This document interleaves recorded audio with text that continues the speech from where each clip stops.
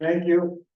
I'd like to call this meeting, this workshop meeting of the Planning and Land Use Commission to draft a community survey for the 2025 Castle Valley General Plan update for review at an upcoming public hearing. It is Tuesday, August 13th, 2024. It is now 6:34. And we are at the Castle Valley Community Center. I'd like to call this meeting to order. First item on our agenda is an adoption of the agenda as written. Do I motion for adoption of the agenda?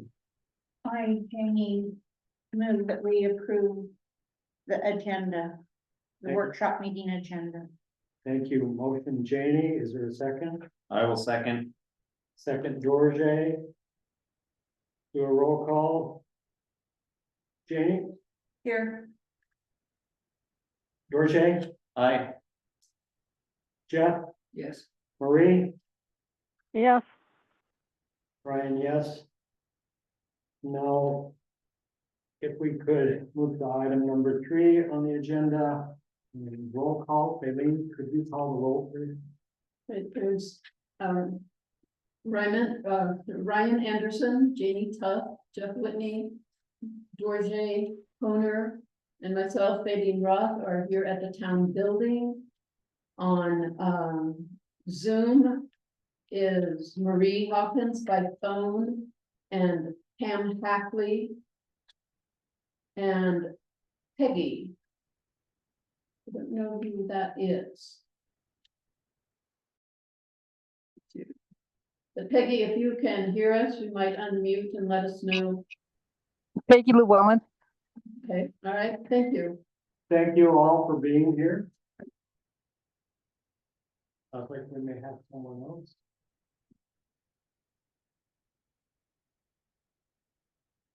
Cody, we just called roll.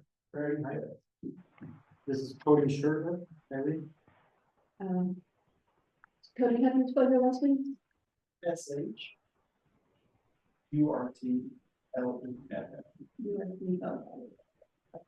Right. And that's it. So I appreciate all the expertise we have here in the room. And our work for tonight's workshop meeting. And I'd like to begin kind of setting a tone for this, I guess. As I remember, as new Castle Valley residents, my ex-wife Sue and I were really quite impressed with the breadth of information requested in responses to the first Castle Valley survey that we received in our mail.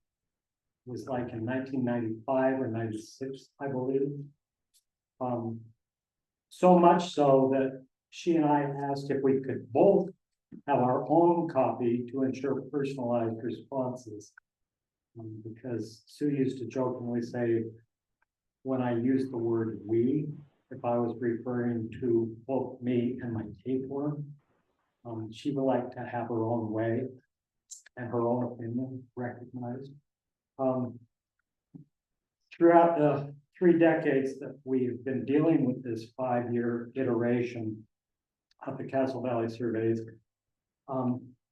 I've seen a further development of this dynamic process to assess the residents' thoughts and feelings about the Castle Valley that we value, what we hope to keep, what we might need to adapt or change. So as we look over these surveys that are used to update our general plan, we can see over time some consistent themes in each of them, possibly representing the consistent shared values that we have as residents and property owners, possibly that we have considered the strengths or bonds that we share. And at times we found areas of concern that require improvement for our own general welfare, and possibly some weak points to improve, or issues or things resolved that we've seen and move past.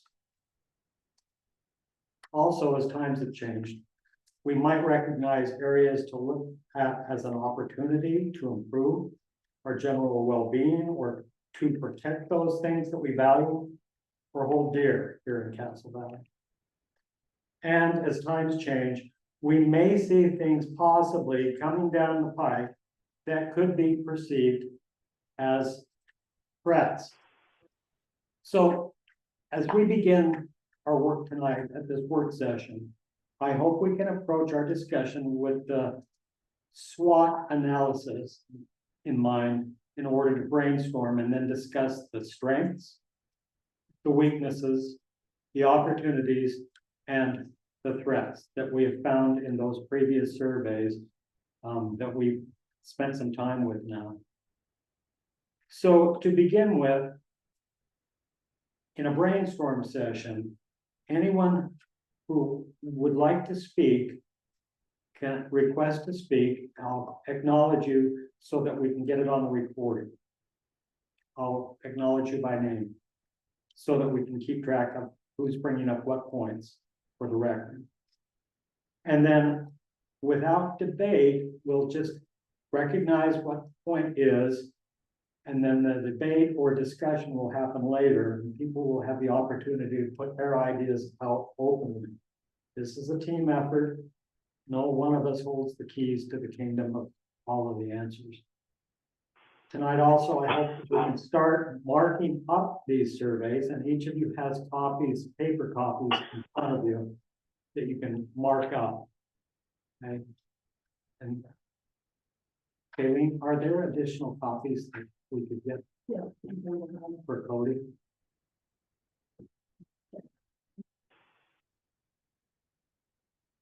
So you literally can, as they do in Congress, literally mark up by writing notes, comments, and changes and draft ideas to reference back to personally as we're working through this drafting or writing process.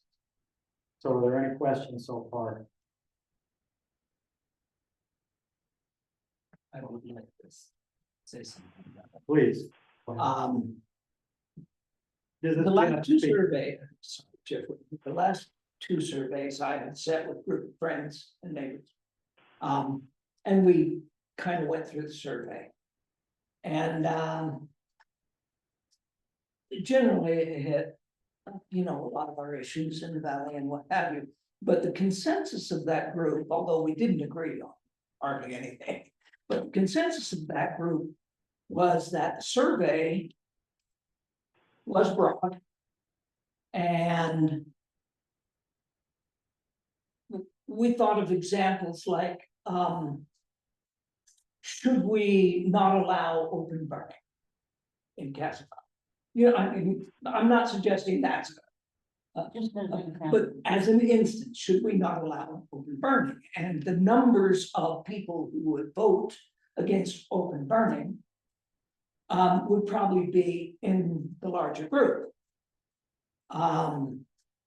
If you ask that question, should you be required to have a chipper if you have yard waste rather than open burning? It might be different, maybe somebody can't afford a chipper. Or if you looked at who responded, the people who don't have yard waste on the flip side, or the people who do have yard waste that have gardens and orchards and right, and flash floods that bring us good stuff. So, so the survey, yes, it has numbers and if we look at numbers only, instead of demographics of, and we do have demographics and stuff, who's making those answers,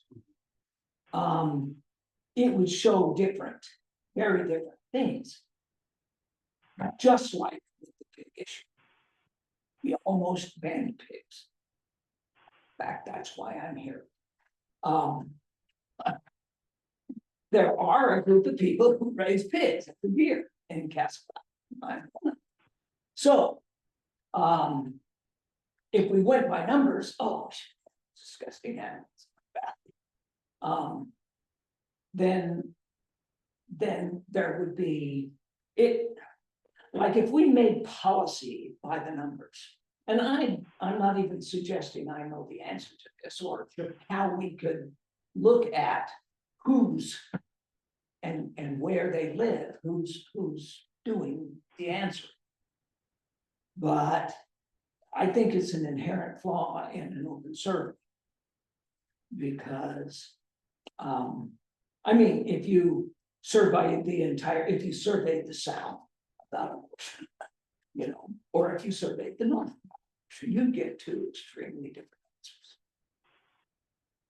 answers. So that said, I don't know if there's any way we can tweak or adjust or not that this survey has ever really set hardcore policy. It just gives us an idea of what the general thought is.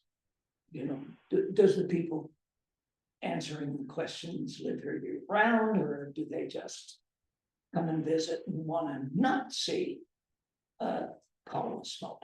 Right. But somebody has to do something with that waste. And burning sometimes is best. But of course, that's just an example question. So appreciate what you brought up, the points you brought up and raised here, and hopefully as we go through this process, we'll be able to deal with those issues that were raised by the group that you're talking about. And in ways regarding and using the expertise among us and the outside expertise, craft a survey that addresses those issues and allows for that kind of input. I do know that Obi helped quantify the results of the last answers to the survey. So that we do have, as you look back at the survey of 2019, you do see quantifiable numbers of responses, right? Yeah. And he's been willing to do that again with this survey, which we have yet to develop, which is part of what Who we're is it doing. that's doing this? Obi, Oh, my neighbor. Next. and gratefully, thankfully, we have other experts in the room who are willing to help as well, who have expertise with surveys and planning, town planning. And remember, this is all of this information is going to go into our general plan and how we look at our general plan going into the future. So the concerns that you've raised, Jeff, and I really am glad that the pigs brought you here, because we have benefited as a PLUC from your expertise and appreciate that. And appreciate you starting us off with that concern coming from the last, and I heard it, and I recognize the concern. Hopefully we'll be able to, as we work through this process, be able to address those issues that you've raised, and they are noted. And so we'll keep track, okay? So thank you. Thanks for getting us started. A question. Sure. Jamie. Jane? So this general plan update of 2020 reflects in some ways changes that were made because of this general plan survey done in 2019. Is that kind of the time sequence? That's correct. So what survey we come up with for our 2025 is going to be survey will be reflected in the 2025-26 general plan. Did that answer your question? So this survey we hope to have completed in 2025 or in 2024? Well, that's to be determined. It'll probably be December, January by the time we finish the work. Unless we want to hold lots and lots of meetings. And okay. So you have in front of you, and thank you, Faylene, so much for getting this paper to us so that we can mark it off. We have the 2019, well, survey, general plan survey that you can see as it was laid out and mailed out. Which allowed for a variety of different ways of responding. You also have a copy of the quantitative results of those survey question answers. It's the survey result 20. Papers. I think so. Well, yeah. You have that one? Is that? That's this one. This is for the 2019. Yeah. I brought it with me, there's something, There's this big one, Oh.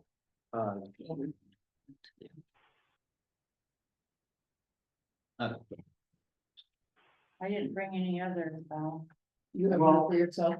just for 2019. Yeah, I mean, you have a copy for yourself. Yes, I brought. So we also have the general plan survey from September 2012. You have that one? I do. Okay.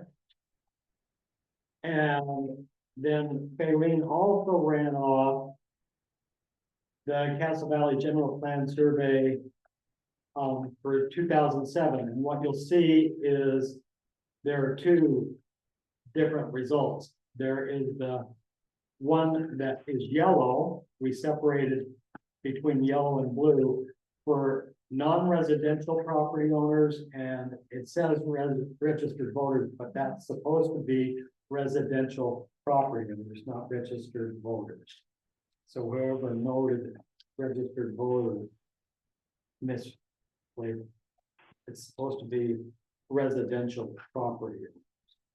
So non-residential or just lot owners. Correct. And for that survey, it had been decided that we wanted to separate to see if there was a difference in the results that way between those who were property owners and those who were residential property. So as I had mentioned earlier, there are differences in the development of these surveys, and there are pluses and minuses to each one. So one of the first things that I'd like to consider tonight is looking at these surveys, is there one, as you've looked them over and had some time with, that stands out as a stronger foundation on which we can build? Or if we should look at the positives and negatives of each one. Recognizing that looking these over, there may have been a dynamic process of development of these surveys, building on what has worked in the past or not worked. So give you a little bit of time to look at those and see what you think. Is there one that stands out to you as a stronger foundation on which we can build? Or do we want to create a new wheel? I just tend to think that the most recent one is probably more of a reflection of priorities, but I could be wrong about that. Thank you, Janie. Ryan, Yes, Marie? I thought that 2019 didn't need a whole lot of tweaking to actually be working well. It was a really good job you guys did. Add a few things, take out a few things. Some are obsolete now, you know, like the dark sky and all that. Thank you, Marie. Well, you were a part of the 2019 crew, weren't you? Oh, yeah, yeah. In fact, you've been a part of this I- process for how many years? 14? I don't know. I think I did the 2007 maybe. I don't remember. I might have, yeah. it's it's all a blur. Well, thanks for contributing to the clarity in the blur. Thank you, Marie, for the comment. Were you finished? Were you finished or did you have more? Anyone else? If I could make a comment, we do some of it in the 2019 one as well. But I really like the, kind of gradient that you get in the 2007 one. Just because it's, yes or no is. I mean, it gets the answer across, but you can get kind of, I feel like a better feel if you do the essentially 1 through 5 scale. Thank you. Um, Are Jamie? are ADUs reflected in the updated general plan? Not yet. Not yet, That would be one of the things that's an opportunity for us. okay, We have tweaked a number of ordinances with regard to that. Yes. Thanks for that clarification. I just wondered if we need to hear from the population, I mean, the owners and population. Have we heard anything? There may be that opportunity. Yeah, we have lots of pieces on the island. Like I was saying, a couple of weeks ago, the meeting, and also during the city council meeting last night. Hello. Just to get that. Hello? Yeah, this is Peggy. I just wondered if we could screen survey questions to make sure they're in compliance with Utah state law. New laws especially that are coming up. An example would be, I'm sure a lot of people may not like the idea of an accessory dwelling unit, but then state law came up and said that they have to be allowed under a certain amount. So, rather than putting the question out there and it's not allowed by law, have them screened before it goes out there. Thank you, Peggy.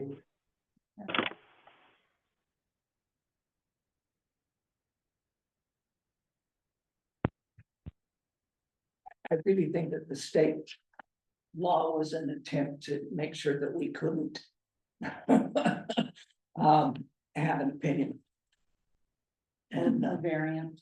right, they were so specific on how it was to be allowed that us asking the populace what they think is kind of like asking Graham County what the state means.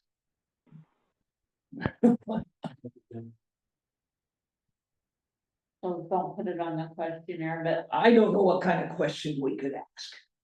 anyway, include it in the revised general plan. Oh, yeah. It will need to be in revised general plan.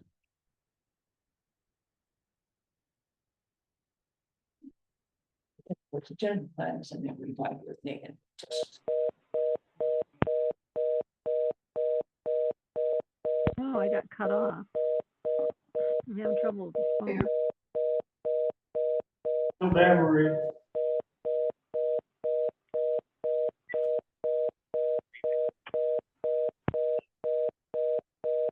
You need to hang up and call back in.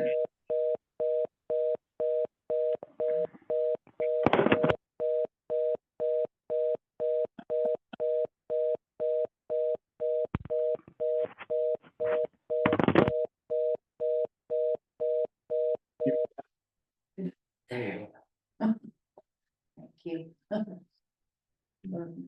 So any further comments about overall look at the surveys? And Dorje, to your point, if when we go through this process, you see where that kind of setup from the 2007 could be used in this other structure? Because some of the questions, some of the yes or no are Yes or no? yes or No, no. I understand that, and I'm not saying that we change those. mainly what it is that there's a few where it's. You could get a little bit more information on about how strongly people feel about it. Yes, Because I think it's important to differentiate between. A really strong opinion or a really strong want for something versus just, I would like. thank you. George. And as you see the potential of melding those. Let's make note of it where that might work better. Yeah. Okay, This is Jeff, and in the 2019. It does have a lot of essay. Mhm. Now. That's great for getting real information, but it's not so good for the people who have to. Sort that information. Colleen and I were those who did that. And it was very informative. And very time consuming. And luckily, Colleen has a computer that we could, or she could read the comments into it and it would print them. Wanna be AI. So there were no, I can't attest to this, but I don't think there were any hallucinations in it. That's a good thing. Maybe some flashbacks, but no hallucinations per se. Right. Okay. Just saying. So with that. Would you like to go through? Page by page. Of the 2019. Survey, the general plan survey. And see what strengths we see. What are the strengths that we see? In the way that it's set up, in the way that the questions are worded. And go through the strengths of it first, before we get to the weaknesses. And then when we go through the weaknesses, we'll see what needs to be included in what we take off, including the whole section on pigs for swine, Jeff, right? Okay. That would be one of those areas that we're going to eliminate, right? And then we'll go through and see what is missing. And look at that as an opportunity to create new questions. To meet what's missing or what needs to be updated, right?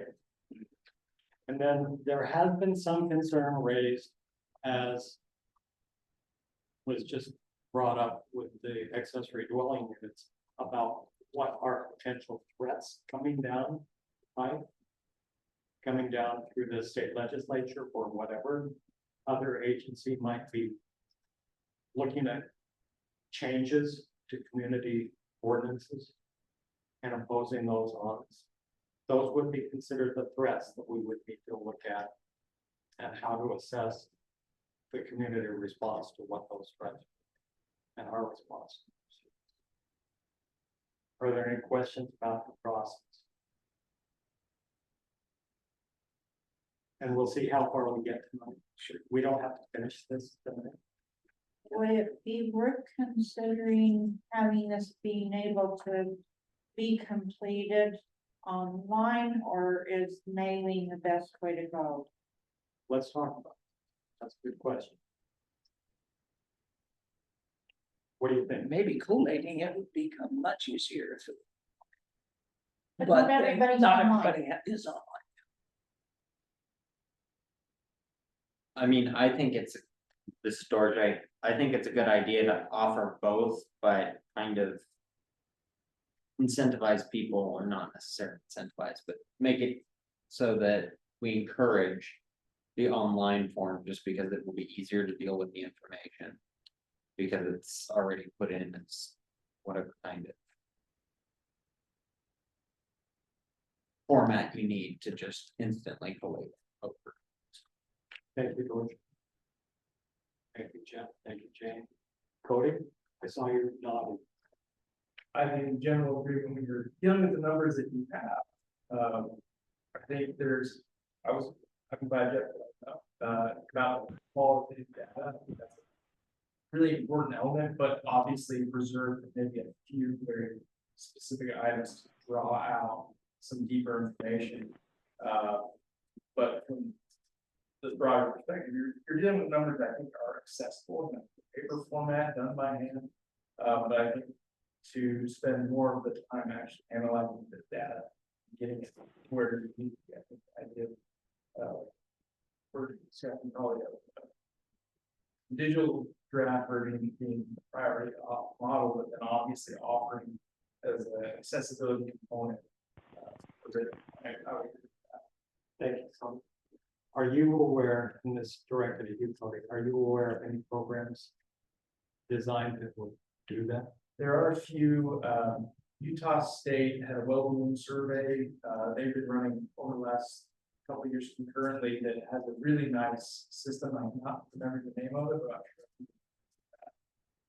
it has some updated, some live updated data.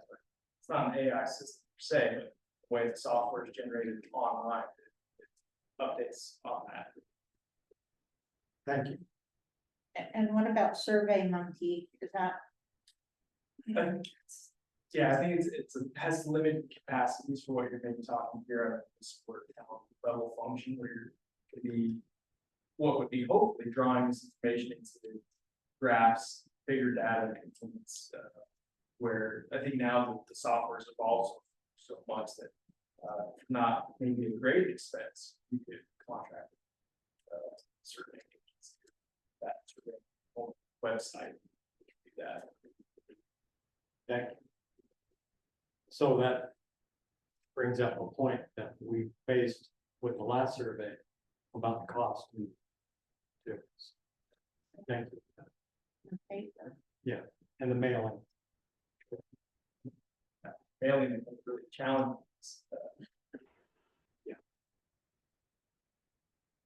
So Ryan, Yes, Marie, go ahead. so were you addressing the aspect of privacy then? I couldn't quite hear everything you said.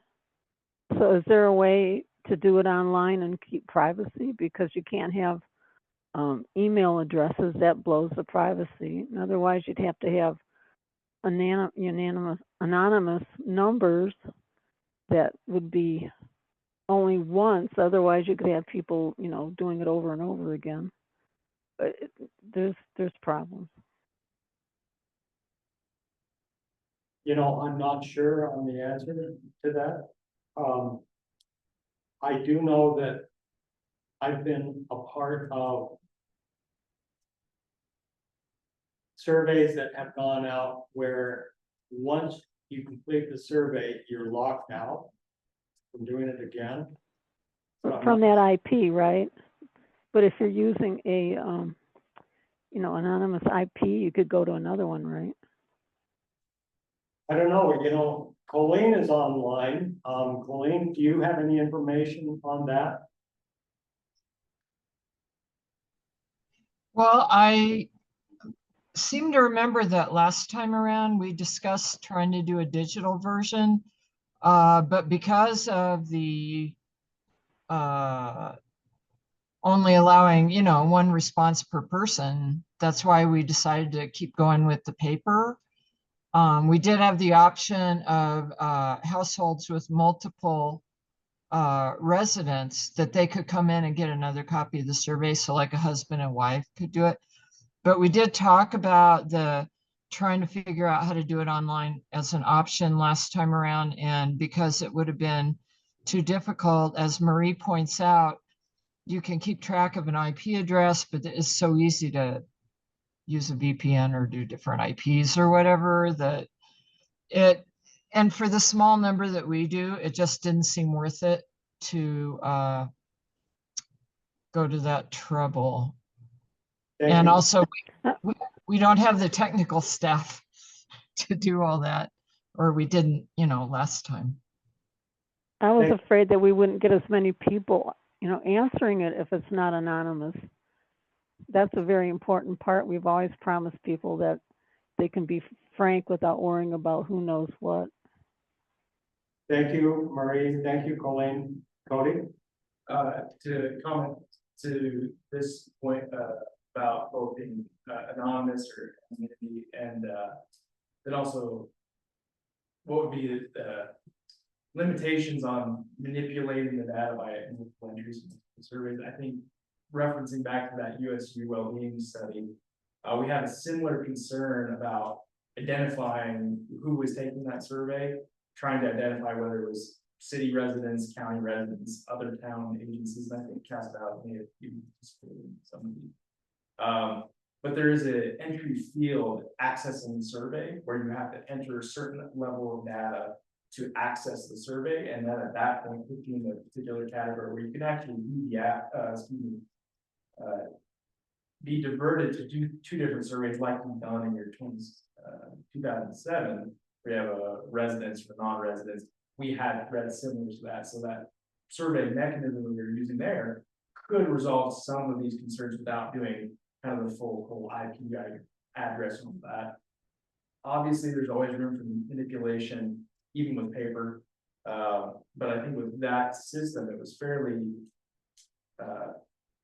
complete, I think, in trying to secure that amount of information. But I think you could add to whatever depth of security you're needing, saying there's only a limited number of surveys that can be executed based off of addresses. If your address doesn't pull up in our registry, you won't have access to the survey. You could go to that extent, I think, through the same system. So I'm not, again, I helped, I'm even forgetting her name, that puts us on from USU, Logan, coordinating, but I'm sure we can get that company, and they can give you the details on what they can and cannot do. Thank you. That's helpful. Thank you.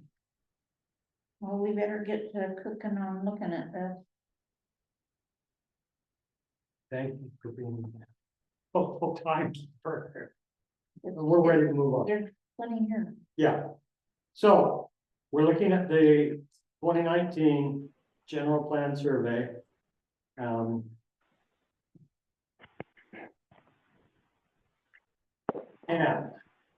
you want to take this at section A.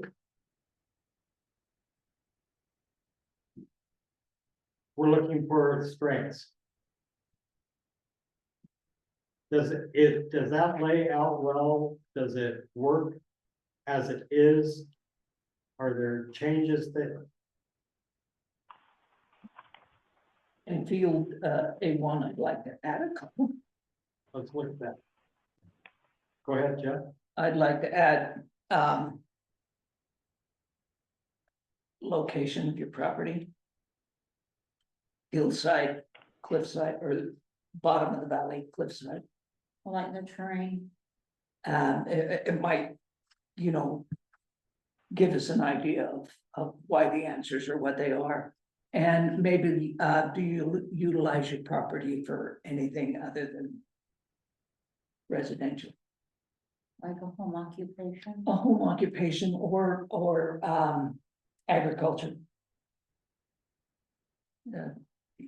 You see what I'm saying? There's a lot of people who just live on their property or come to visit it. But there are an awful lot of people also who utilize the property. And I don't know how to express that, but it's kind of what I was getting at with my. I think being that general, it doesn't hinder the confidentiality, the anonymity, valley floor or hillside. Not any more than asking how many old people live in your house. Yeah, So you're bringing up 2 points, possible points: geographic property location. Right. And property use or. Use. Sure, use. I don't even know how you express that. Right. Okay, Do you do more on your property than live, than reside? Well, now that's getting kind of personal. It does, it does. If I may, this is Dorje, if I may put to a way to kind of put that together, do it something like the full-time resident to non-resident property owner. You could add an other in there, but I would say like have an agriculture, have just some of the generic ones that people are likely to have, Some descriptors. some descriptors, so they can just circle those and then we can deal with the other as something else. Okay, can we keep this general for right now and work on those ideas? Because I'm copying down notes here. And then we can work on that further. Good ideas. Cody? And this may be an inappropriate time to ask this question, where this might be, but from just trying to really understand the analysis of the survey is. As we're developing, and we're gonna be refining out some of these questions, I guess to a broader degree of what the tool is, the general plan and how it should fall from a. Logistics standpoint of municipal government, of town government. I guess with each question that we are asking, do we already have a vision, or in theory, we should be asking questions that are aligned towards a particular design or framing that we're trying to acquire versus, hey, we just want all the data we can possibly get and then we'll kind of come up with it. Not to say that's the wrong way to do it, but is there something that we're already driving towards, or is this, we're hoping to get the data and then through that elicit some answers just through the raw data itself? That's exactly what I was saying when we sat as a group of friends and discussed these surveys twice now. That was the thing, we felt manipulated. Mhm.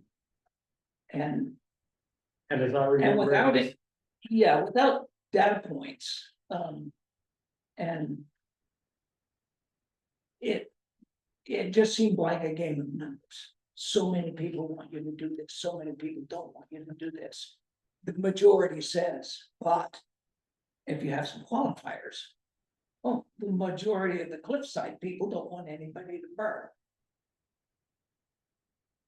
Or the majority of people down in the bottom don't want to hear your grinder. I know that we had some people down here in the valley who almost went to fists over a chipper.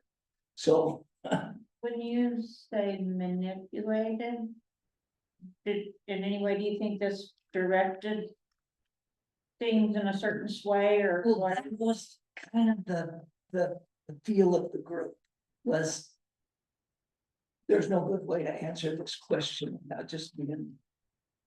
There were some questions that were perceived, whether realistically or not, as being put forward questions.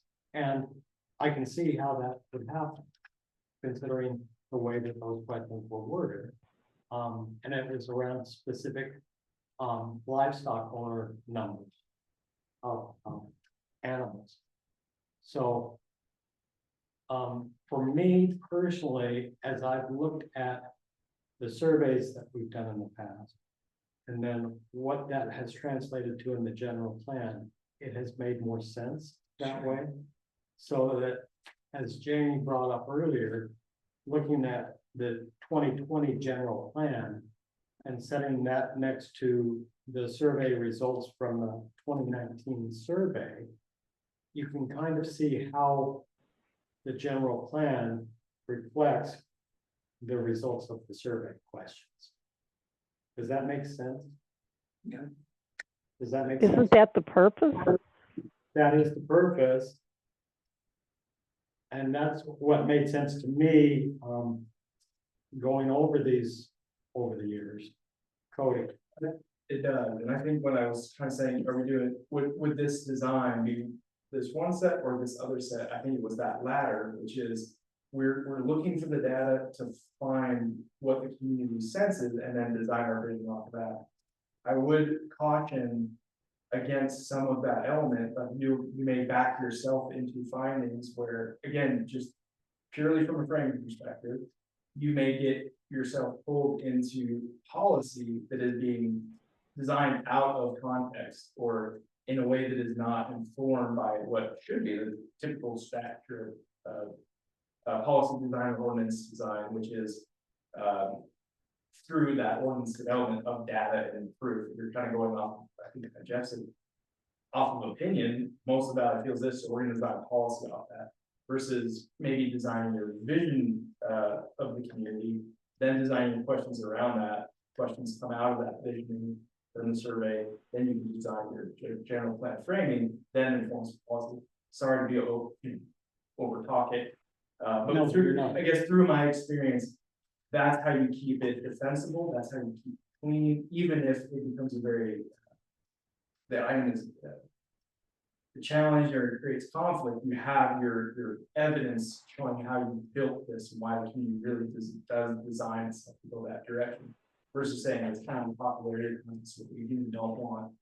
For example, livestock, one of the questions was, did we, I'm sorry, that's why I said, are we out of order? I apologize. No, it's okay. Is 100 chickens too much?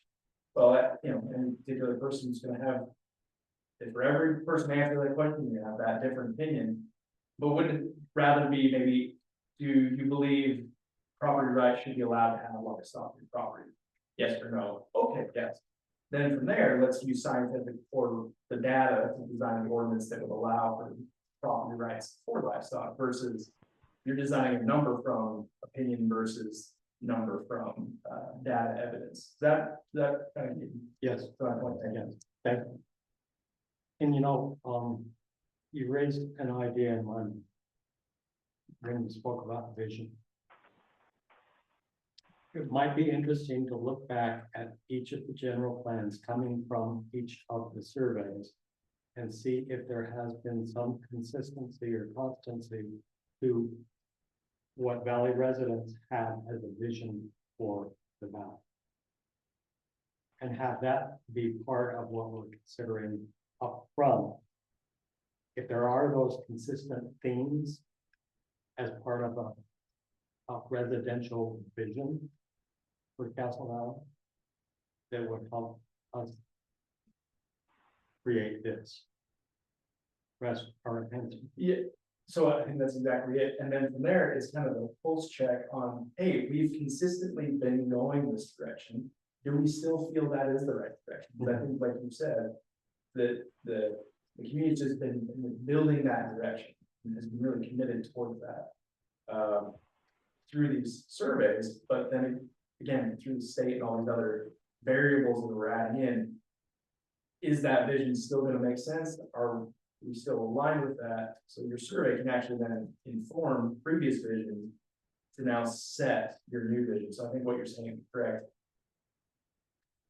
It may be incorporating some new questions about that direction. So not just the specifics, creating the vision, but also, hey, it's generally been what we're doing, good, or do we need to reframe?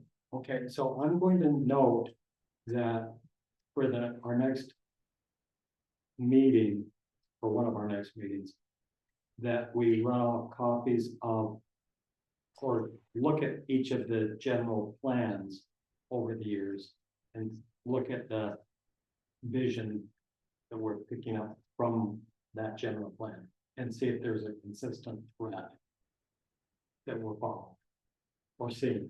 And if I may, that I understand that's a lot of data, or just a lot of information, period. But it would kind of boil down simply into we should have some pretty consistent framing elements within all these plans that carry through from revision to revision. And you'll see where these are consistent or they're not consistent. So really the summary can boil down into a report that says these things have continued to go this direction, these have remained the same, or we've changed directions on these few things. And that might be a more digestible way to approach it. I'm not necessarily signing myself up to give you that report, but again, from my staff brain, my position, that's probably what I'm trying to approach it, I guess. Yeah, I appreciate it and I noted it. Thank you. Not that you're offering here, I just noted. I'm not saying not either. Right. Not saying not volunteer, but not. Okay, thank you. So I appreciate the input on that first one, A1. Any others in section A that any of you would like to comment on? Whether they work, whether they're strong as they're worded? I think they're great. Ryan, somebody suggested to me that a question might fit there about if you don't currently live here on your property, do you plan to retire here? Would that be in A9? Yeah, it's kind of there. You agree with that, Marie? Yeah. Okay, So if you're planning on retiring, you probably got a 5-10 year plan. If I may But input, the value in this first section is not just what's happening now, it's you can see the trends. That's where you can really see how fast it's being built out, or what, the trends in the valley, people getting older, younger, whatever. It's interesting. So is A10 kind of is similar to that? You plan to build in the 5, 10, and 15 years?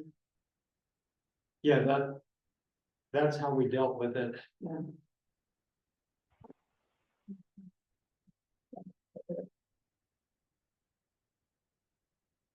Would that be rewarded then, Aileen, in your estimation to?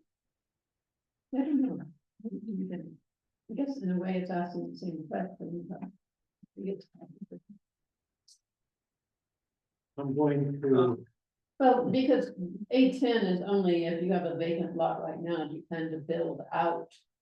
The other question is you may already have a house and be a part-time resident, you plan to become a full-time resident. It's slightly different.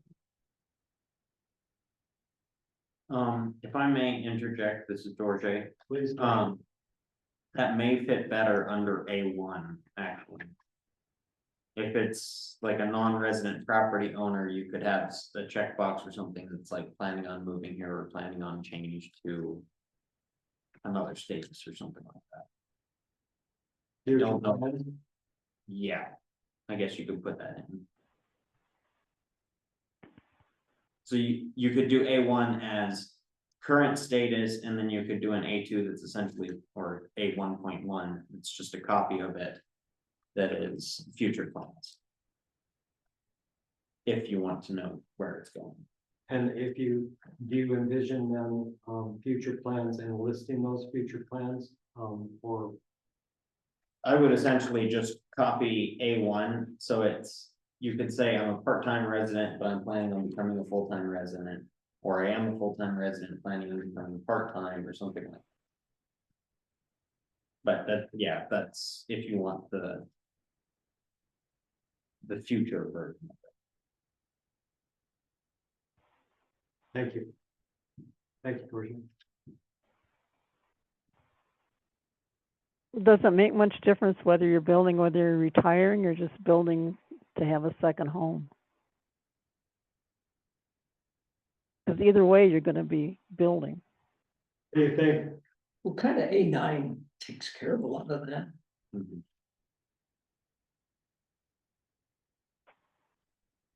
It says circle all that apply and use the back of the paper for additional.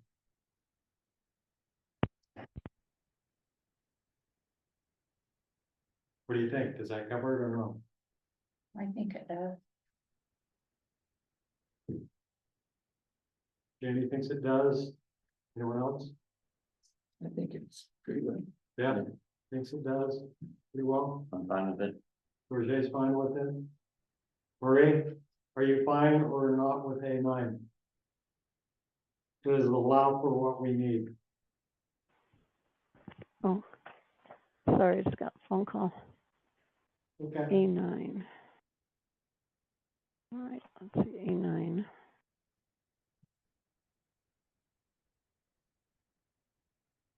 And what stage of development? Yes. Is that what you're looking at? Yes. Right. And you circle all that apply, use the back of the paper if you have additional lots.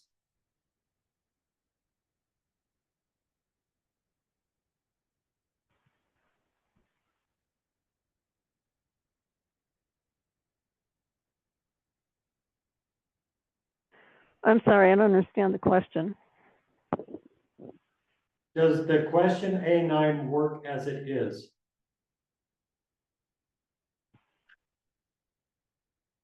Well, temporary housing is probably part of actively building, right? Yeah, probably. Not necessarily. There's people who live in campers and have temporary dwelling Mm. permits, so. Yeah. I think it covers every contingency. Yeah, I'm fine with it. Okay, thank you. Now, Shall just we- for the minutes, are you just saying addressing 89 by itself, just retention, or are you saying, does that cover adding any other questions about retirement? Well, I Dorothy just wanna made know what we- the Go ahead, statement, Jeff. we needed something that said what your intentions were, and I think A9.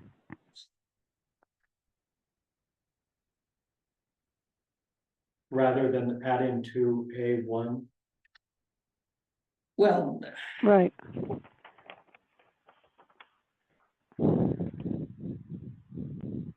yeah, probably. To me, it does. A1 is fine. I mean, that, both of them are what you intend to do, and I think A9.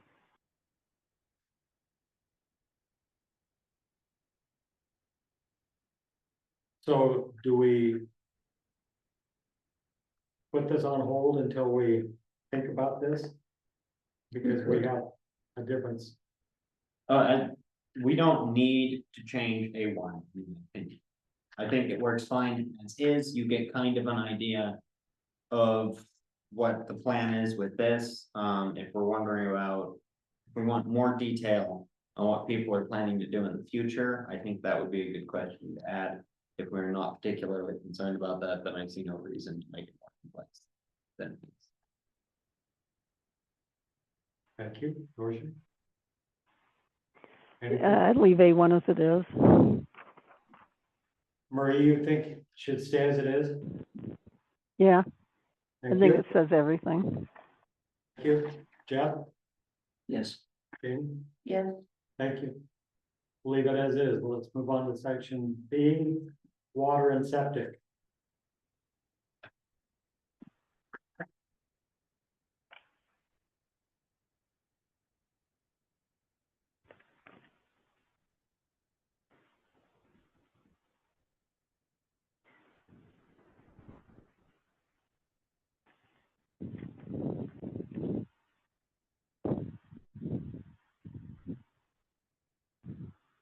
What do you see as strengths in this?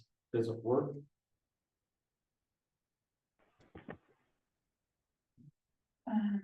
B6, when was your, Janie, B6, when was your septic system last pumped?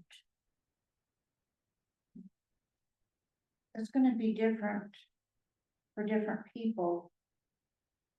Because some live here full time and some don't hardly live here.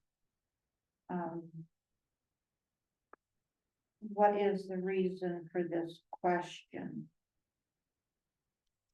I think there was a big issue a while back that some septic systems had never been, and there are septic systems that they're still trying to locate. From way back. Are they still working? Yes. Using a septic system makes it more of Work, a yeah. viable system. So, you know, the big question, somebody came up with that your septic system should be at least every 5 years. Well, maybe, maybe not. But I think the question was all about, did we want to know that? That's the genesis of it. You're right. Yeah. It was all about the every 5 years issue. So we were looking for information. And also, as you see with B5, how old is your septic system? And again, to get at whether it's still functional or. Right. And generally, it's not the tank that goes bad, it's the lease lines, and they get replaced all the time. So if you're asking how old is your septic system, do you mean the leach system, or do you mean every? So if you add bedrooms, like if you add a additional dwelling, your septic system has to be looked at again. Because it goes by how many bedrooms you have, rather than how big your house. So maybe a portion of that question would be, has the state approved your system for the number of?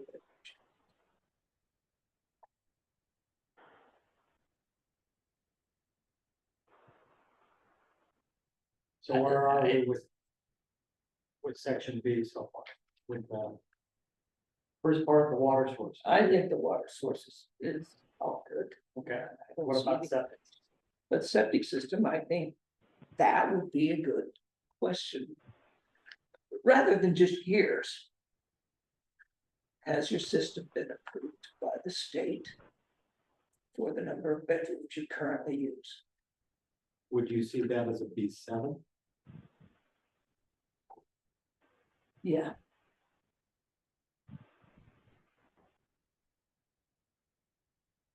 Just has it been, or how recently? Or have you gone through the state approval? I think just has it been approved? Does that mean that those who haven't will then have to? We won't know who they are. But it could inform our general plan as to. Do we want to get a little tighter on? Well, of course, our ordinances already reflect that. We've already said in the AUDs that it has to go to the state before we approve it. So I don't know that it's even a necessary thing. So I think we're talking years and I don't think that informs us.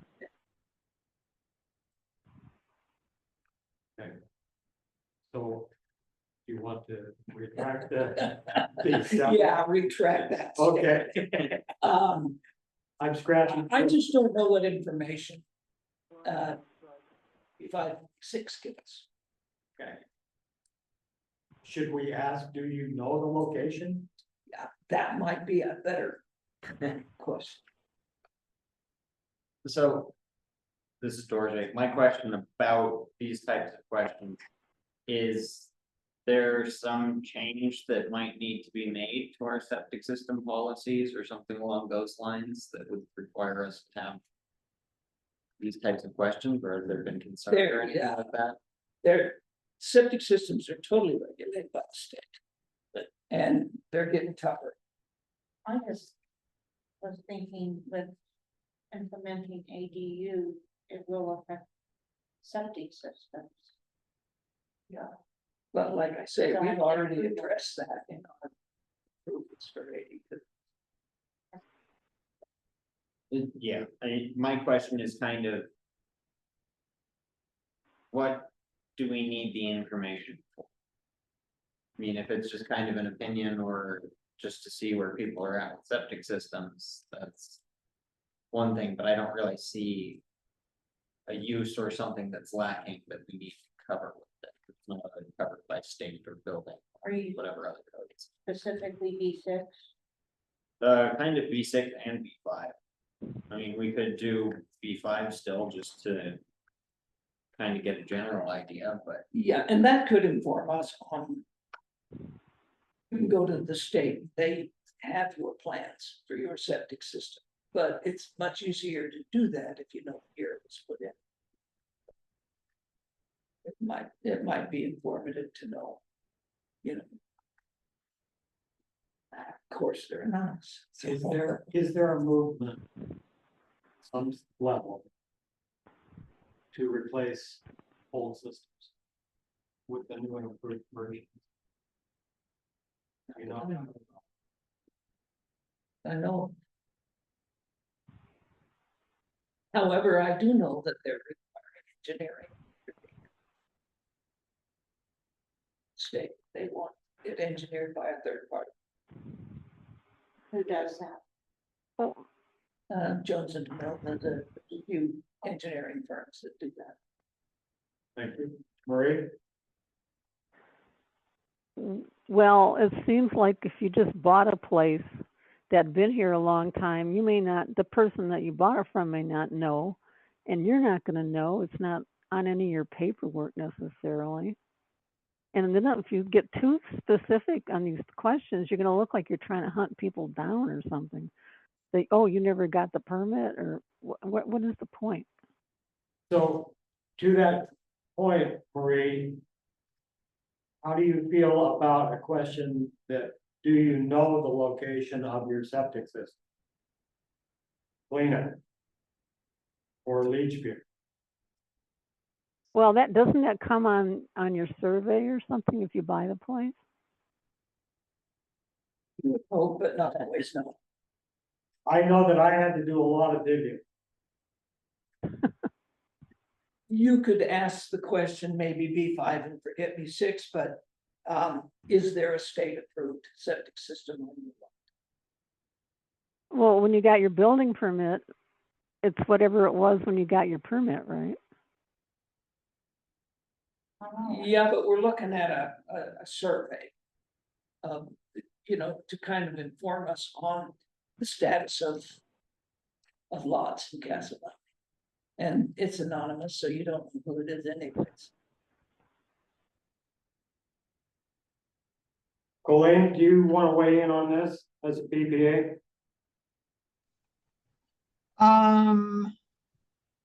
I think collecting general information, as Jeff just said, is useful.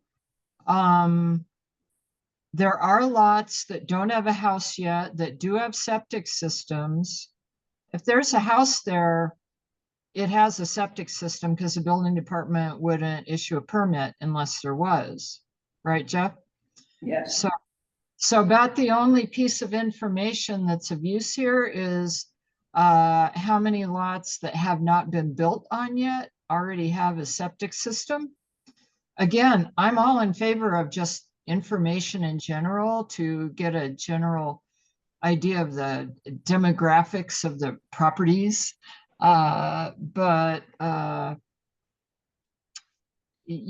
there won't be that many that have a septic system with no building yet because those people are getting ready to build a building, or they put that in so they could live in their temporary dwelling.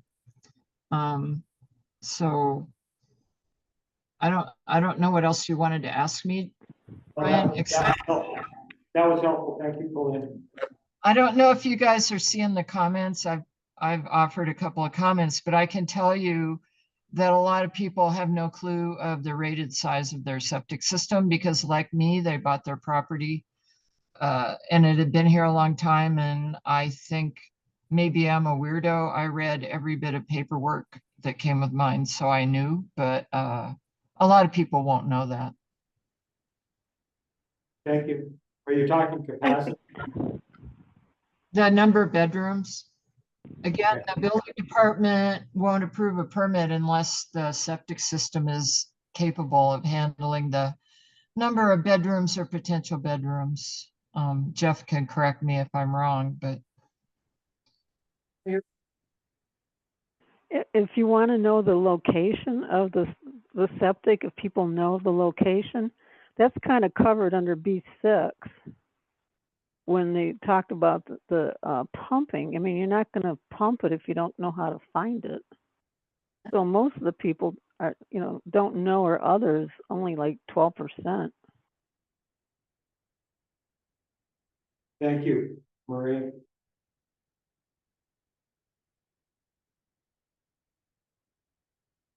And I will say that between the time of 2007 and now, I think we're seeing more people being aware of pumping it, to be honest. I agree. So after this conversation, I'm not seeing much change to B5 or B6. Am I reading that right? Or not? Probably.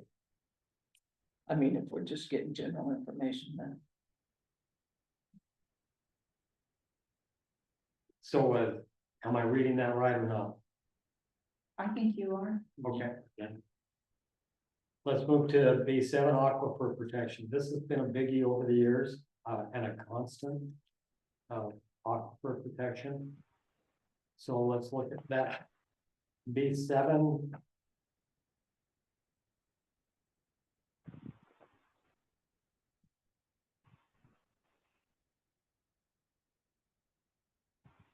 the only one that deals with aquifer protection? Is Yeah. that? And I just know There. that, well, in the general scheme of things in agriculture, large scale agriculture, that becomes a water protection issue. I don't think somebody's spraying an anthill is an aquifer protection issue. Or. But if doing someone's using a lot of Roundup all over their property, that's something else. It's out. I don't think that's an aquifer protection issue. So I think it's poorly categorized. And what Marie just said, thank you, Jeff, what Marie just brought up was Roundup, the use of Roundup, which we do have banned even. Sure, okay. But then be more specific. Okay. So the outdoor use of synthetic pesticides / herbicides should be changed to, If we're trying to ban Roundup, let's ban Roundup. 2,4-D is what it is. Well, it's more than just Roundup, it's the stuff that that does the beehives in and, you know, other animals. and- Are you saying you I mean- can't spray your orchard trees because you can't get a wormless apple without spraying an apple tree? Well, I don't know, there's organic things everywhere, so I mean, Yeah. I think that what they're saying is people And are, that you know, you what we can got spray- last time, You can spray. what we got last, in your chickens. so is there a way that we can look at aquifer protection and restructure this question so that we can get a graph of where people are at the level of use or non-use of these pesticides or herbicides? Getting to the point well, earlier, Dorje, do we do a scale? Okay, but when we say, what about the bees? That has nothing to do with aquifer protection. What I'm saying is the heading is wrong. Okay, For, Aquifer protection, it could be a different name. You want to ban pesticide, I don't know, but. You know, I mean, if you listen to some people in the valley, spraying the honeybees would be a perfectly viable option because that would. Promote the wild bees that we have. There are people who don't want you to have honeybees in Castlebutt, okay, so your neighbor. just thank you. Cody? What I'm observing in this and with B7 and on, I'm seeing kind of a shift in information gathering into regulatory language. Verification, we'll call it. And so it's interesting, we're stuck in B70s, I think moving here on, we are gonna have some interesting commentary, but. Maybe a change of wording could shift how we're looking at this. Do you think town should establish an ordinance banning outdoor use of synthetic? I think we're moving into a philosophical. Range at that point of, I believe this or I believe this. But maybe instead it could be established an ordinance regulating the use. And it is regulating in the sense that we're not banning it, or maybe we are. But you're not trying to build policy in a survey, you're trying to get a sense of. Should we be looking at this or should we not, but then let the professionals, whether that's PLUC or somebody else, do the professional work and let the more specific outcome come out of that. Versus the survey, you're gonna start polarizing your discussion category, I think. And that's banning, I think is where we start, that Fisher maybe. Okay, thank you. Oh, maybe instead of, just to maybe say- instead of saying just ban, maybe discourage. Because last time, almost 60% said yes, we should ban them. So it's a popular thing. People are getting away from it. I mean, there's major lawsuits now. Look at the people coming down with Parkinson's and all kinds of stuff from paraquat and some of these things. People are getting very into this. So why don't we say decreasing the use. I mean, sometimes it is necessary to use them here and there. I mean, you get very destructive pests or disease carrying things, and sometimes you're stuck. So this is Janie. My question is, this seems to be leading towards establishing an ordinance, and I want to know who is going to police the ordinance? That's always the rub. Thank you, and enforcement is. Cody, To Jeff's question though, this really isn't an aquifer protection, to whatever degree that may be, is it a water protection? Maybe, again, just changing the terminology here to get to the point of, that, I don't think the idea is we're trying to hone in on, or with the general plan, maybe we are, and we've drifted. But maybe water protection is the appropriate question, and then within the question itself, rewriting some of those languages that gets us into different areas. that's helpful suggestion, because also one of the conversations that has come up historically with aquifer protection is how that interfaces with septic systems. And, you know, originally, we were set up with one septic for 5 acres, where historically the information was that it was 15 that we should have. That was the Dr. William Mulvey study. Right. And I talked to him before he died and asked him what he meant by limiting the amount of septic systems and wells. He said, if you followed the state guideline, you would be fine. Well, the state guideline at the time was 1 septic system and 1 well on a 1 acre lot. So we are never going to hit that. So I don't know how much of an issue it becomes. So, looking at the time, looking at where we are with this discussion,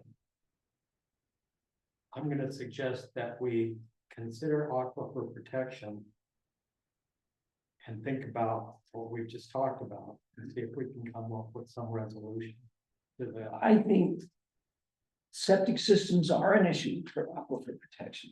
We are pumping our sewer into the ground. Now, if that's designed properly, 75% of the affluent has to come up. It's supposed, that's why the grass is always greener over the septic. Because that is supposed to evaporate. Years ago, our health inspector allowed these deep pits instead of leach fields. Well, I feel like that was a horrible mistake with regards to our aquifer. We want that affluent to come up, not seep into the ground. But then again, I've had horses and cows on my property in a place 40 years. And I dig down 4 feet and can't see any. Now, that's not saying there isn't affluent from the manure that happens, but you go down 4 feet and it stops turning black. Thank you. So, Georgia? I agree with the septic systems kind of being part of the aquifer protection. Don't know. This is where I would put it. Definitely agree with Cody's thing about calling it regulation on synthetic herbicides, pesticides. I do feel like that would fit better under some kind of agriculture section rather than aquifer protection. I mean, we could call it watershed protection, but there's a few other things that should probably fit underneath that. And if we do want to have aquifer protection and kind of include it with septic systems and things like that, maybe we just want to have something that's like another 1 to 5 scale or whatever, saying, I would really like the town to pursue aquifer protections, things like that, and just do it as generic as possible. Just saying how people feel about being stringent with aquifer protections, or if they don't. years ago, we had a guy who had a well up here and he left it uncapped. And his family all got sick. And critters. Right. when they bailed the well, there were carcasses of all kinds of animals that had gone down that wellhead. That's where we're gonna pollute our water. Is through mishandling of wells and not having proper seals. Now, the state is very, you know, if you have a professional like Danny Prickett do it or something. They're really intent on getting your well sealed and all the way down. But there are places, and people don't understand just how vulnerable their water source is if they don't take care of their wellhead. So the reason for the question at B2, this is Janie. Has the quality or quantity of your well changed within the past 3 years? What specifically is the purpose? Is this to determine if we need a water budget study, or is it to see if our water aquifer is, the level is dropping, or what is? It was that, Yeah, that's right. That's both of them, yeah. it was both of those. Because some of the wells were becoming more Sailing. saline. And also well level was dropping it. Mine just gets higher and higher. Could you send some? And the quality is, so I don't know what to deal. Probably, maybe this doesn't have anything to do with this.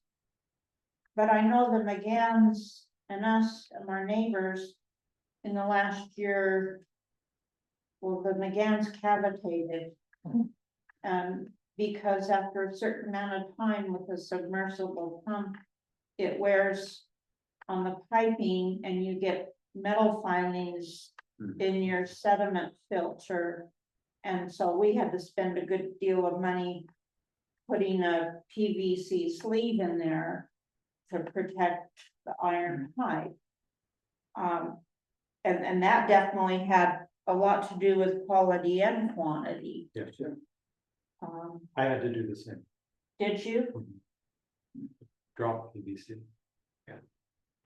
Somehow we maybe could inform people that if their well is 40 to 50 years old, they probably ought to really pay attention to the quality and quantity. Yeah, I think when you're in the bottom of the valley, you create a drop to the well, and that's why my water levels rise. Is that you create this drop. The sediment and stuff, I do, you know, Yeah, filters and stuff. So Janie, did you get your question answered? well, I just wanted to know the reason for the question. And was it answered?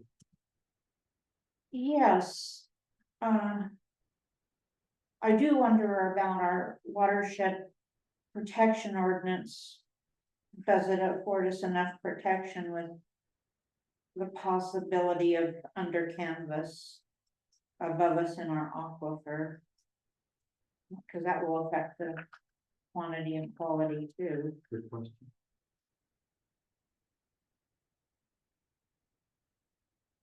Thank you. And we still don't know whether or not they plan on drilling a well or Not yet, putting in a cistern. not yet, Or what they use for septic. Yeah, no, not yet. well, I fought with the state a few times on the one out by the arches. We refused to approve their septic system because they had pipes above grade. And so the state said they'd regulate it and allow them to do, basically violate state law, so they can't be trusted. Do they have lift pumps? No, they just ran it. They wrapped it in canvas and threw dirt on top, pipe laying straight on the ground, sewer pipe. My, Thank you, Jeff. That's helpful, actually. For another issue. Let's move on to your favorite section, Jeff, livestock. Okay.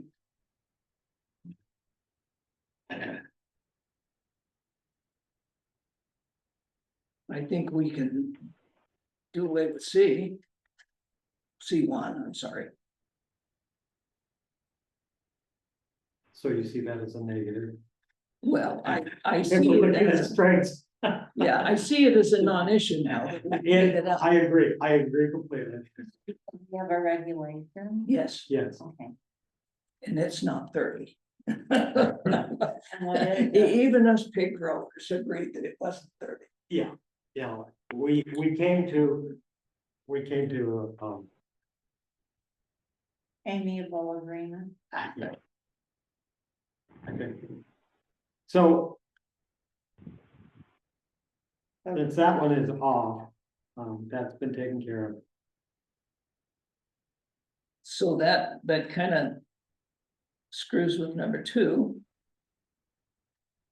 Well, Well, then it are screws the, with- are the numbers that we came up with? Yeah, well, we could change C to reflect the numbers that we. What our numbers are, right? Yeah, Let's change it to what the new numbers are. Yeah, that's the easiest way to deal On with it. C1. What's that? Yeah, so we changed to match numbers. Okay. Okay. Okay, so with that, if we change to match the numbers that we have agreed upon. Look at C2, C3, C4, C5. C3 doesn't seem to even be needed. C6 needs to go away. Yeah, Marie, that's gone. what did you say about C3, Marie? Well, if you think the existing number of animals allowed is high, you would support reducing them, right? I mean, it's kind of obviously, no, I think they're high, but we should leave them. So you're, It seems, can we eliminate C3? yeah, it just seems kind of pointless at that point. What do you think? If the animals aren't consistent with your vision of the town, you'll probably want them reduced. Thank you. Cody? I don't know if this would be the appropriate time, and I'll disclose I'm a pro livestock person. So with that being said, just trying to read this, it appears that a lot of the framing of these questions is not objective. It's kind of from a particular stance of either the status quo is adequate or it should be reduced. It is not. None of the questions are, I own livestock, how do you feel? Or it is rather, do you have a problem with your neighbor that has livestock? They all seem to have that flavor of perspective, that the animal numbers are a problem. And we're starting out understanding that animal problem, tell us how bad of a problem it is kind of flavor to it. So, disclosing on pro livestock, I try to stay out of it, but I did see from the way those questions were framed, it does seem a little bit more angular in that approach. Thank you. And that is the push polling that I was talking about earlier. This is that section. And, Right. and that's this main section that group of friends of mine were. Absolutely. And I appreciate that you both brought that up. And so what we're looking at doing now is ensuring that that doesn't or is not reflected in that same way in the language that we put out in this survey. Right? So if we change C1 to match the numbers, is that then okay? Or do we need to Perfect. change it? I think C1 would be fine, and I think C2 is a good question. Okay, But so then, C1, I'm seeing that there may be a question about high, low, okay. Is that correct I or think that's fine. As long as Yeah, that's fine. new numbers in. Cody, you say no? Yeah, I am shaking my head no, in that when you're reading that, 30, you're basically looking at your maximums. And again, I'm trying to stay objective here. So whether it's building heights or anything else, when you're looking at these maximums, that vision that puts in your surveyor's head is that all of my neighbors will have one condition. All of them have 30 goats. And I don't know somebody that wouldn't object to that. But that's just never going to be the case, and typically not with livestock. You're going to have oftentimes more dynamic unit count of your lifestyle, which is gonna be far more acceptable, far more manageable. So I think that is a bit of a. When you're designing your land use, you have to assume everyone has the capacity for these maximums, or at least a collection of the maximums that you offer. But in this case, I think that question really does kind of put you back into where I don't think anybody's gonna answer. Unless they are understanding the background to this. No, that's too low. We need more. We need 200 chickens. We need 60 goats. And I'd say the same question to the CUP, when it's kind of points in the direction of. Nobody wants that, but it's very rare that that's ever. So maybe refining the question, so not losing the question, but refining in a way of. Is the dynamic provided by or the matrix scale of our animal units? Do you think that's appropriate?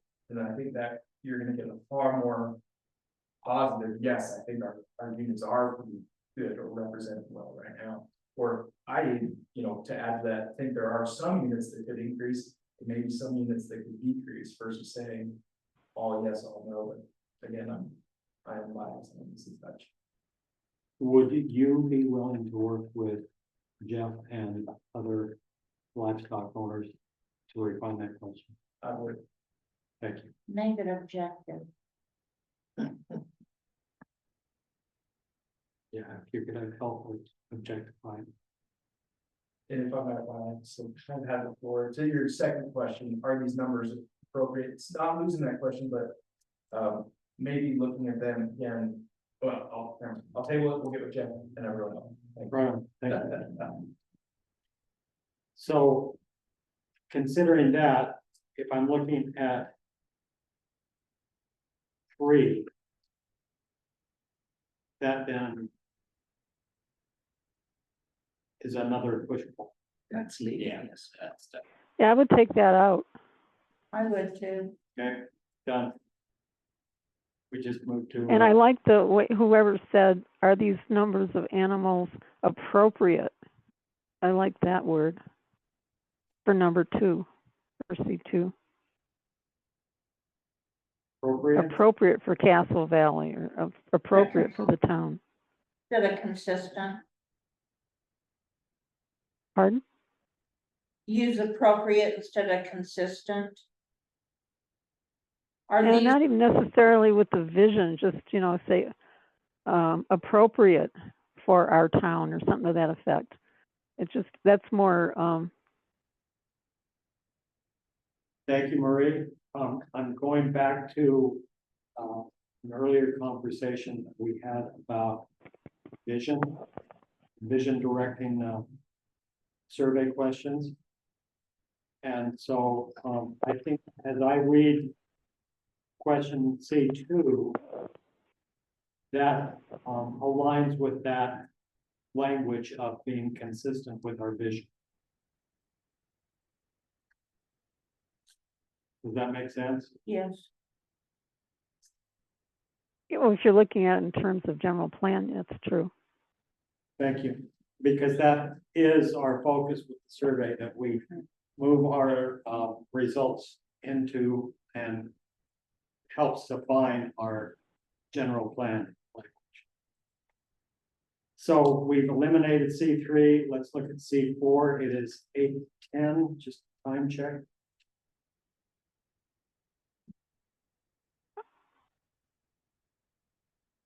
And Colleen may want to weigh in on C4 as well, since she's our cup lady. I think it reads just fine. Thank you, Janie. I think Colleen's job. Okay, thank you. Anyone else on C4? I think it looks good. I think it's one of those things we came up with to satisfy one person. I don't know. I guess it belongs to the survey. I just think it's, Well, it's informative.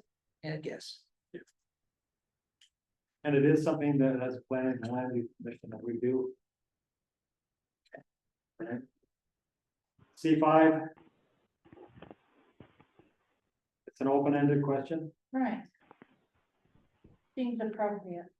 okay? C5 we keep, C6, It should just go away.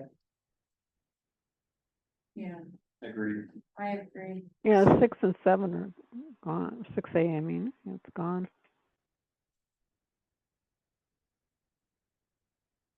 are you saying C7 as well, Marie? No, I'm sorry. Okay. C6 and C6A is what you were talking about, right? Right.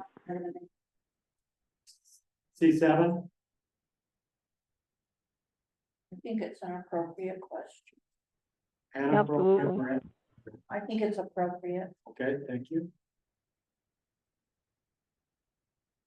Any others? Okay. C8, C8. suggestions about how town ordinances could reduce the impact of livestock on neighbors. This is asking for information and help. Oh, it's a suggestion. Yeah, it's just a suggestion. Okay, I think it reads just fine. thank you. C8, let's move to section D. We're rolling now. Here's Jane's favorite. Enforcement, Yeah. always an issue. Enforcement of town ordinances is primarily handled formal complaint process. How many of you, this is not a request, I actually like to know, have been involved as a party to complaint resolution? As a PLUC member. 30 years of it. Oh, yeah. So looking at your experience from that, I too have. Let's look at section D. Do you favor the town investigating other means to enforce ordinances? Is that a yes or no question? Or George, is this one that you would like to look at with a scale? Investigating other things. For investigating other means, I don't know if it makes sense. Other means than what? Than what we are Complaint. presently doing. Formal. If we did change it to a scale, I would change some of the wording. To something along the lines of. We currently handle it through the formal complaint process. Do you feel we need different ordinance enforcement? So does that go Strongly to, agree. are you speaking to D1A then? Complaint driven town can initiate hiring code enforcement officer? Yeah, that's covered there. I think that kind of ties into it.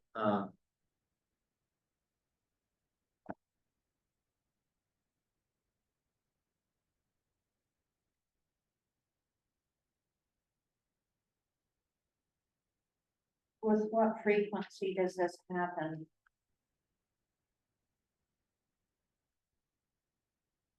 Jasmine usually handles. Well, there are designates. Cody, I think just looking at D1 and D1A, again, trying to get back to the framing and what we're looking at here. D1A is, I guess, letting the community get a sense of what they would feel comfortable with engaging, but Yeah. again, I don't think it's up to the community. I think it's up to the town to determine what your budgeting allows, what your framing allows, what your Right. legal options allow. So I think keeping it more to D1 is, do you think we should expand? Okay, we're gonna go do our research. Here's what we have the ability to expand to. Telling the community here to further expand, or allowing them to go through the appropriate process, but trying to, you might be setting up expectations for this that don't make sense, and that's again, that's a framing route. I'm not trying to set up expectations for these questions, but that is what we're doing. So just being very intentional about setting, again, this push pull, I know it's not quite the same here. But from a framing perspective, it is a bit of a push pull. So be intentional about framing. I think so, and I think D1 covered it. And then when you're getting to D1A, that's down the line when you're down in the policy implementation. But it does get a sense of what the town would be comfortable with. Maybe that is a totally different question of how, if you were to be engaged in the compliance process, what you think you would be comfortable with engaging through that officer? Is it the town itself, or would it be the neighbor? So that might get your same flavor in a different way. Okay, thank you. So as I remember, and Marie, you can correct me if I'm wrong,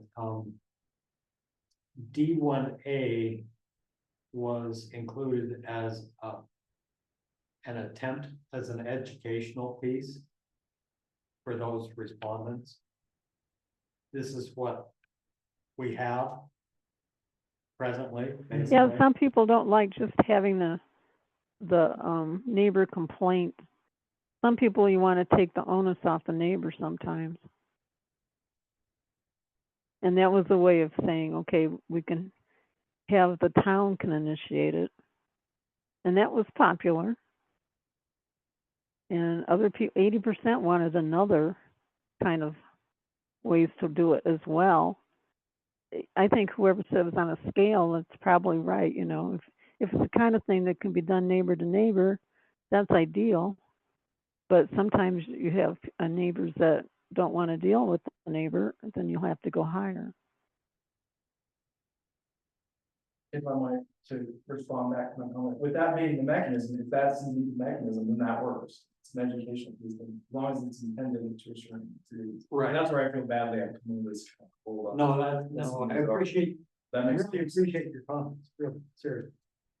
So, I'm going to look to our mayor for a little bit of help on this, because I do, want to be intentional about the framing of this question. I know that this has been historically a problem that has plagued goes on the town council and those of us who have been part of the complaint resolution team.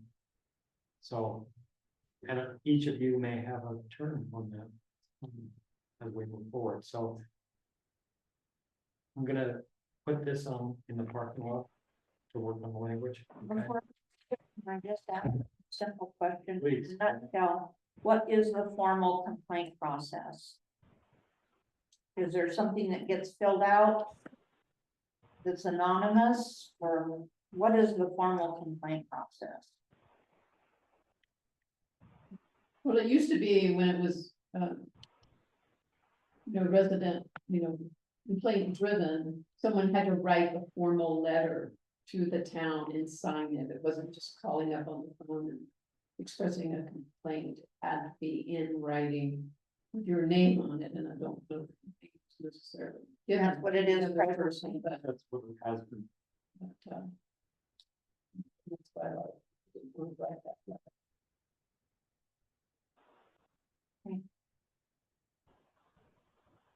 So no anonymity. No.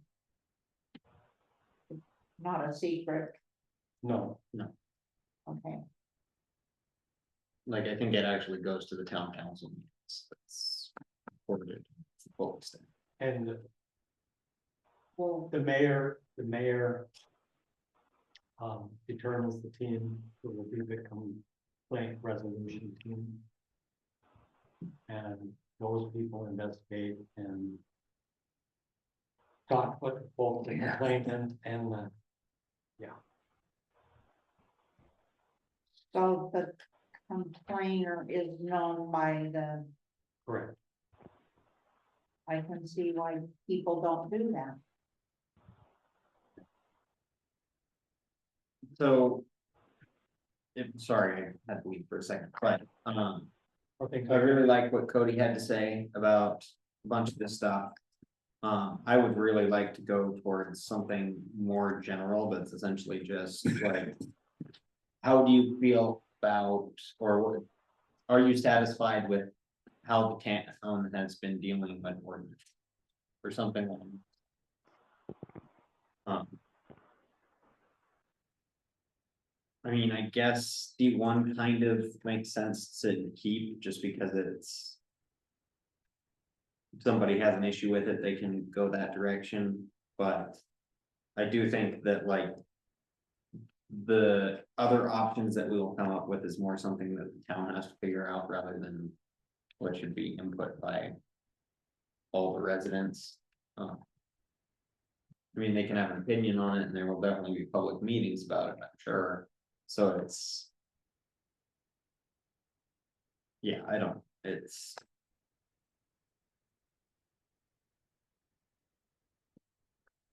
Feels a little too detailed for it, let me put it that. Well, maybe we could just, instead of D1A, have, suggestions under the other column, so you have. Enforcement by the formal complaint or suggestions.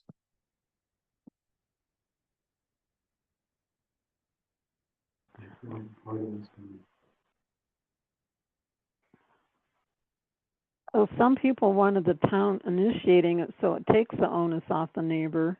But then other people don't want the town driving around. They visualize the town driving around looking intently for violations.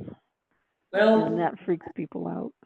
but with the town doing the initiation, then that can make the complaint. Anonymous. Rather than the Oh, formal. I personally feel the town should do it. I mean, if somebody's dog is running loose and chasing your chickens or something, call up the town and let the town, go to the neighbor, rather than you having to put the complaint in against the neighbor, because the neighbor's gonna know. Most of the time, if you make a complaint, the neighbor will know who did it, because it's usually directly right next to them or close to it. Before you go, I'm so sorry, I gotta get home with the kids, just wanted to express my appreciation for having me, I'm sorry we have to leave, especially when kids. We need these stuff. thank you. As I'm walking out the door, with the compliance piece, that is something that, again, with the city, I participated in the compliance team and worked on installing a process that is handling a lot of these concerns, whether it's the county, city, or the town, compliance is not easy. I feel we partner with the community in this way, that I have maybe something similar to the last time we can do a work session, so, specific to this outside the survey. So the survey, obviously, we can carve out some of this content, but as we start looking at actually making an ending process, I'd be really happy to share some of what was successful, what hadn't been. So Thank you. really appreciate it. Thanks so much. Thank you. Give your kids a hug. You bet. So, Bye-bye. Well, a question that has come up is, and I say this because I've been involved with some of the resolution. When we say that let the town take care of it, who is the town? Well, And what that translates to is that the complaint comes through. We may hear about it from the clerk. It may go directly to the mayor. And then where? And so there are designees, and each of you, each of us will, and present, have that opportunity at one point of being part of this process.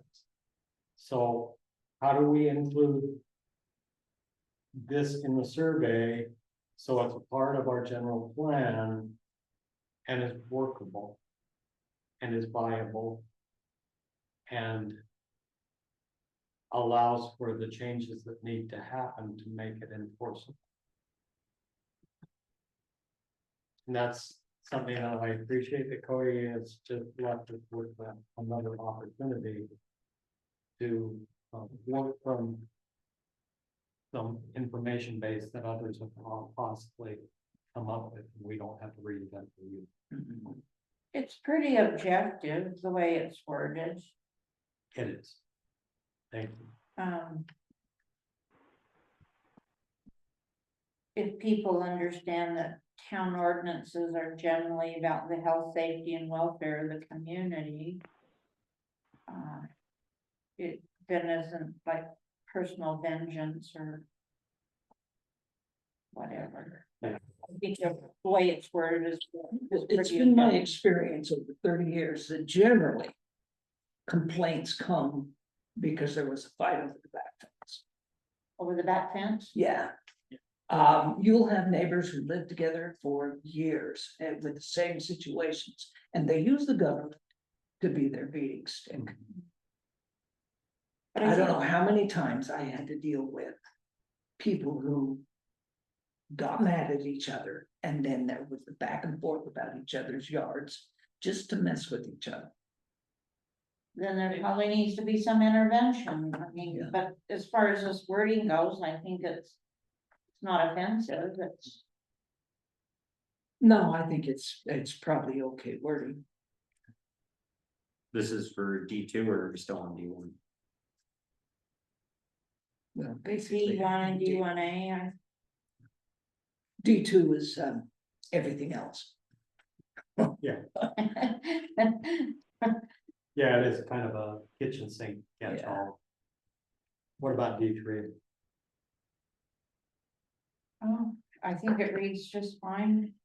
Thank you. And 4 and 5 should just go away now.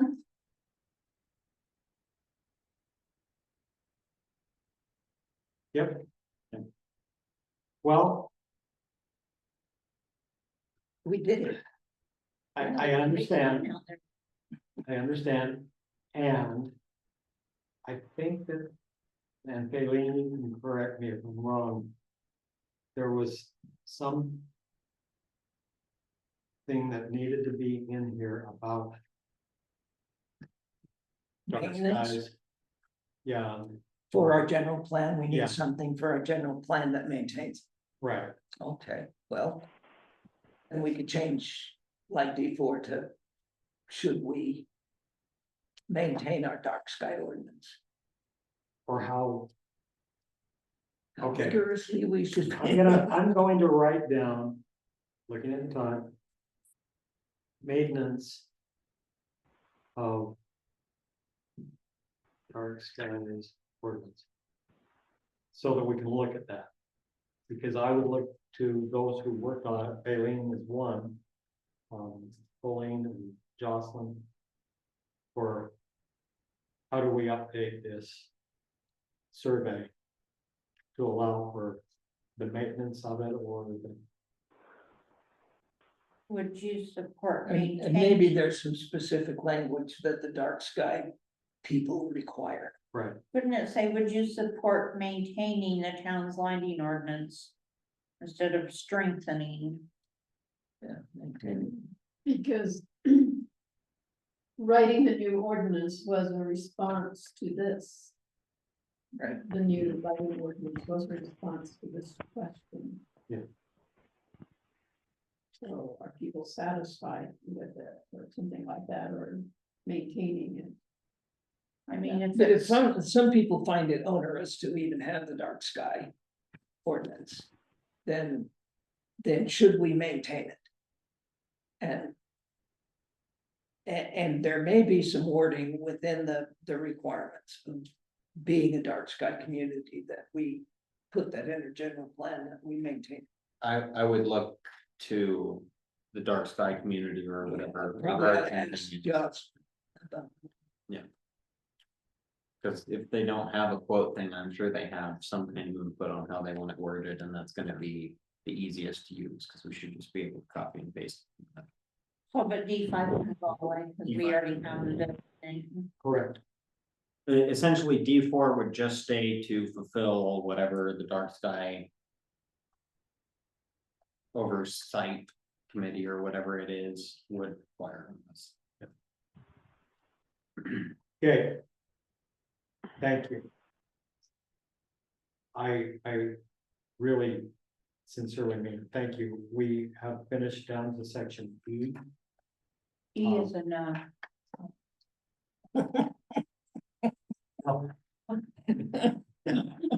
I just want to know. Has the way we've been doing this worked for you so far? It's working for me. It's Okay. So let's call it a night. Okay. And you can look forward ahead so that when we meet again, whatever that is, we can just keep rolling. Okay? We're on a roll. We are on the roll. Like- Oh, Ryan, Yes, Marie? D5, do we need to keep that in? We've already got our dark sky community recognition. My colleague Jane just said that we can eliminate, it, so I'm going with that. What do you think? Oh, yeah, okay. We have I that didn't done. hear that. We've done. It. We can check that one off and go. One question I want to ask, is how long has that sign been out there? Because I just noticed it tonight. It's been out there. So I'm just. Was A it couple of months ago. fine? Something like that. Just before the 4th of July celebration. Oh, that's wonderful. It's attractive. Do you want to set another meeting? Or is that? I think we do that as we do it with the planning. Yeah. Land use commission. So thank you all for participating. I'm not sure who's still on line, but really appreciate your indulgence in your work. Georgia. I just wanted to ask one more question. So this is essentially finalized between section A and section B now? Or There are are we going some to sections redo that we have noted, that we need to continue to work on. Okay. And we have, a promise of some help from Cody on bringing in other expert, He's the Moab City planner. yes, Yes. and he is a property owner and resident of. Yes. He's right behind Jasmine. Right, he and Lindsay and their 2 kids. Right, well, We can track these changes at this point.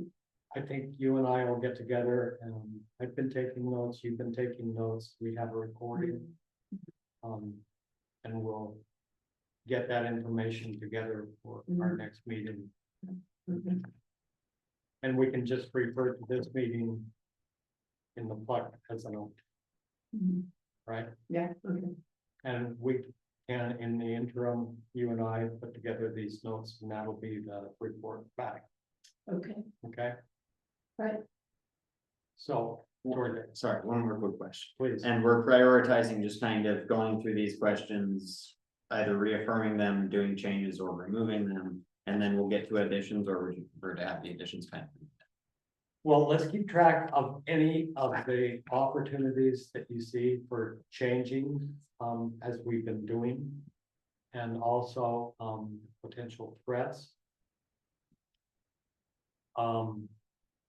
We do have some people from the community who have given some suggestions also.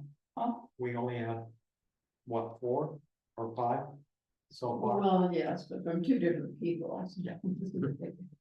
And I can let you know what those are before you go, so that they're aware. I like Jeff's suggestion, that location and then use questions. Location and use. Yeah, they're on A. Yeah. Okay, thank you. And I think, and I know nobody wants to get into this, but. Square footage measurements and height measurements, I think is something that needs to be addressed. And I don't know how you do that, because every time I brought it up in planning commission, it's just. No, we're not gonna do. So, You mean the 7,000 maximum? not necessarily that, the method of measuring is just what's off. Well, what is it? They measure the eaves, I know. but that's not done Really? anywhere. It's not even in the building code to measure it. So I have heartburn with it. And then I do too. in my opinion, what we've done with our height requirements on the sloped properties is that we measure from the lowest projection of the foundation, which is way down here, to the highest projection of the roof, instead of an average height around the building. And what we do then is to get your square footage, you spread it out across the hillside, which affects drainage, it affects a lot of other things and becomes more visible. Where if you'd allow them to the average height, then you could go up the slope and keep the profile narrow. So, to your point, is there a way that we can have a section that deals with the issue, actually, I think comes down to view shed and intrusion on others' view shed. Yeah, So is there a way, and this is for you to think about, of getting what you want to do in dealing with the numbers as part of concern for neighbors usually, and putting that as a survey section, a survey. let me just tell you one little planet. The Main Street coming out of Mullen, we have a section called the Randy Day zone. Where he built his building. Yeah. To the backside is a hillside. Mhm. And Janine Torres liked to sunbathe in her backyard. When Randy built his building there, she felt she was being looked at. Mhm.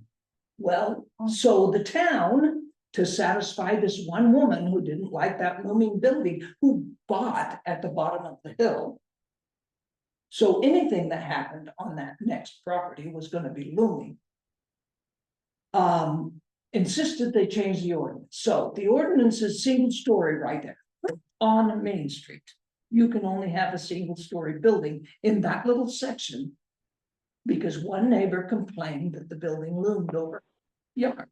Well, it So did did. that interrupt her sunbathing? Or was it Well, privacy? and she didn't, her privacy, I guess, was her big complaint, but. We have a Randy Day zone because somebody complained that the building loomed. If you think that you can buy at the bottom of the hill and not see what's above you, you're delusional, and we shouldn't write ordinances that make you happy. That happened here in Casablanca. Hmm.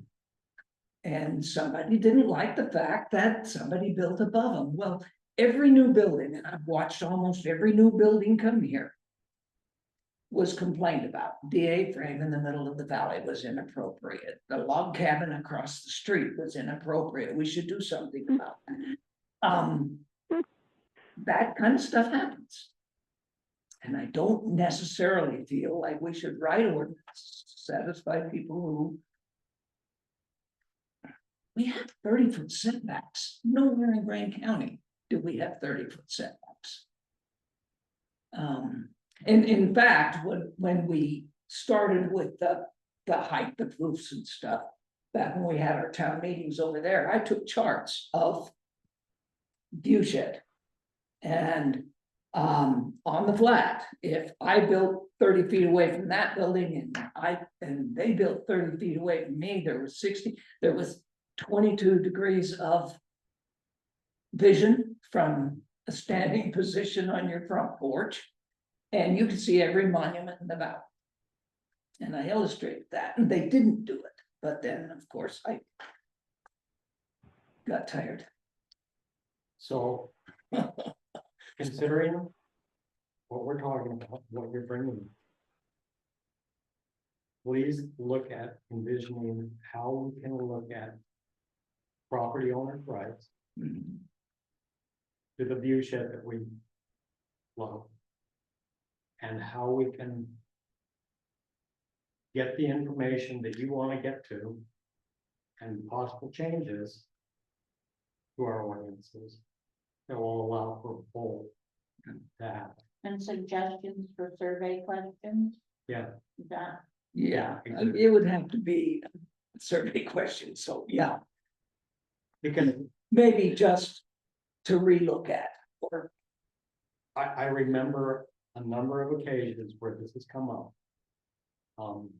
Where someone who has lived here for a long time in the same place has suddenly had someone move in and build something right in front of them that the person wanted to bring in what they wanted to do and destroy the other person's. but like I say, people obsess over the new things. Like I say, I watched every one of these buildings. I don't particularly like the one that went in next to me or close to me.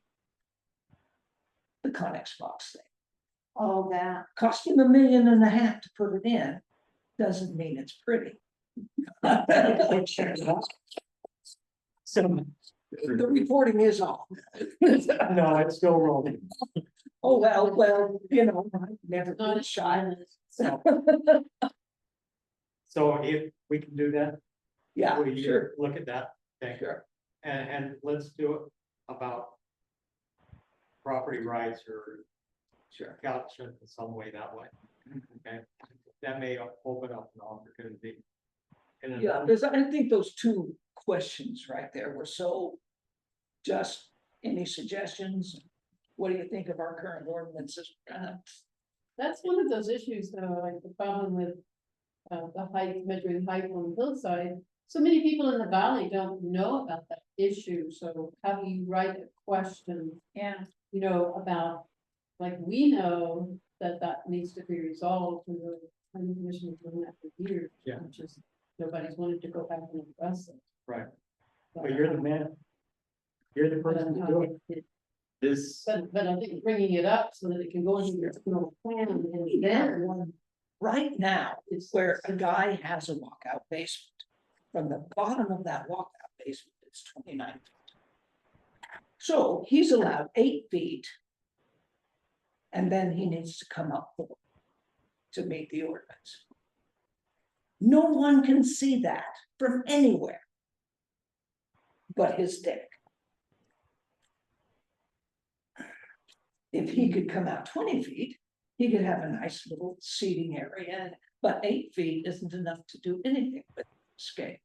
Well, what's the reasoning on the 8 feet? I don't know. It's just there.